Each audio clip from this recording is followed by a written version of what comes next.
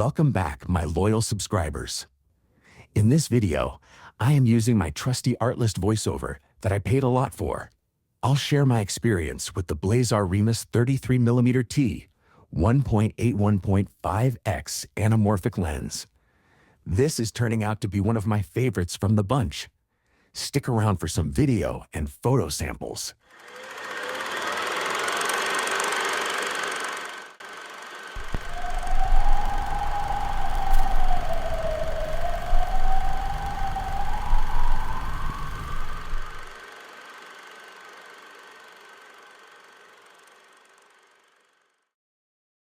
I paid for the Artlist AI Voiceover subscription and have not been using it at all as much as I thought. So I thought I'd give it a try and some use to get my money's worth. There are 3 areas I want to cover on this lens. But before that, just want to point out that this is from the perspective of a person who is new to anamorphic lenses and has been deep diving over the last 2 months. There is still a lot to learn, but I really like the cinematic look coming out of these lenses, even though it is a bit more work in post-production to get it to where I want, from video to raw photo editing. Thanks, Steve. I'll take it from here. First, build quality. This lens is solid, built just like the rest from the collection. Their size is manageable, although I wish they could be shorter. That just happens to be how anamorphic lenses are built. It has good heft and fits in my 3-liter Peak Design bag easy. Actually, whether it's the 33, 65, or 100 they are fit in that bag. I don't mind the weight as it helps with handheld shooting, and I've been able to get good stable footage for static shots and mild panning. For moving shots, I would definitely recommend using a gimbal and possible adding the DJI Focus Pro. These clips were all shot on the Lumix 9, a handy little camera. Check out my other reviews with other lenses. All were shot with real-time LUTs.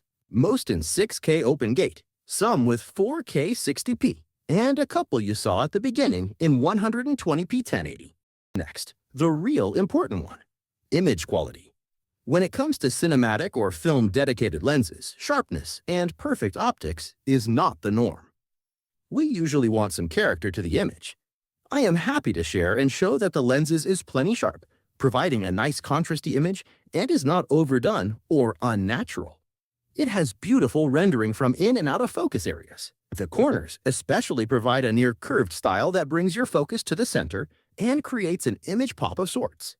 For being a 33mm with close to 22mm focal width, it still has good subject separation.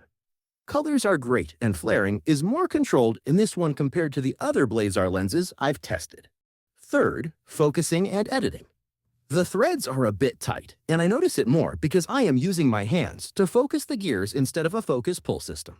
This is a personal choice to not spend more on focusing systems, but also to keep the filmmaking package as small as possible. The gears are a bit tough, but I got used it and have been able to rack focus in a few occasions. The aperture ring is tougher, but I was rarely moving it while recording. Editing has been a fun experience. In general, it has been a learning experience. But overall, I would say the footage from all Blazar lenses has been a joy to work with in combination with the Lumix S9 that has so many anamorphic features like baking in the LUT and stabilization that is among the best in the world for these lenses. I have been wanting to use my Sony camera with these lenses as well, but haven't had a reason to do so. Okay, for price, I think it is more than reasonable for what we get. These are cinematic, film, movie-style results and in the right hands, and with training can do amazing things as you have already seen in other reviews and Blazar's own site. After reviewing many of them, I recommend trying out as many as you can without buying them, or real focus on having one wide like this 33 and then a medium telephoto like 65 or 85 to balance the perspective in your shots. The 33 is one of my favorite along with the 65. But if you haven't seen my video on the Suri 150, oh my, if you can handle the working distance, that thing is a beast. Thanks so much to Steve for the intro and to Bob for covering the lens review portion of this video. Please enjoy the remainder of the video samples followed by photo samples. I plan on making another video focusing on anamorphic photography. There is a unique look and beauty very similar to medium format or X-Pan images. Thanks for watching.